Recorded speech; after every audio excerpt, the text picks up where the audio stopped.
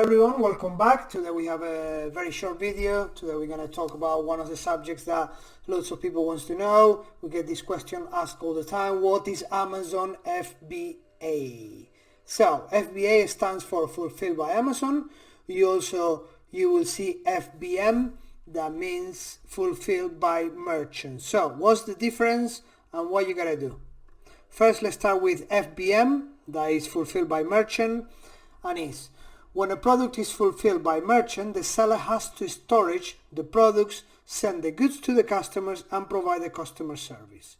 So it's like the merchant, the seller has to do all the logistics, has to do all the customer service, has to storage the products. That is FBM. Now, what is FBA? Fulfilled by Amazon. So Amazon will do all that for you. FBA means that you can send the products to Amazon warehouse and they will handle the rest for you. They will store, pick, pack and deliver the goods. Handle the returns and refunds as well. And they provide, obviously, with the customer service, customer support.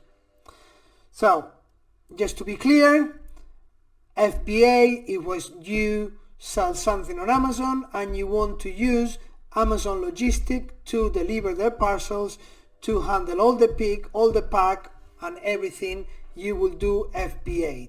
If you want to do yourself, you will do Fulfilled by Merchant. Okay, so anybody who's serious about an Amazon business, anybody who is interested to grow a business to last, a business that is going to be for the long term, will choose FBA, right? So all FBA inventory is eligible for Prime delivery, which means customers enrolled on Amazon Prime will receive the products within 1 day delivery. So it's a fantastic. So the way to go is FBA. Remember, you start in your Amazon business, you want to do FBA. You want Amazon to handle all the logistics, to handle all the packing, delivery and all this. Someone makes an order of your product on the website and Amazon will do the rest. FBA.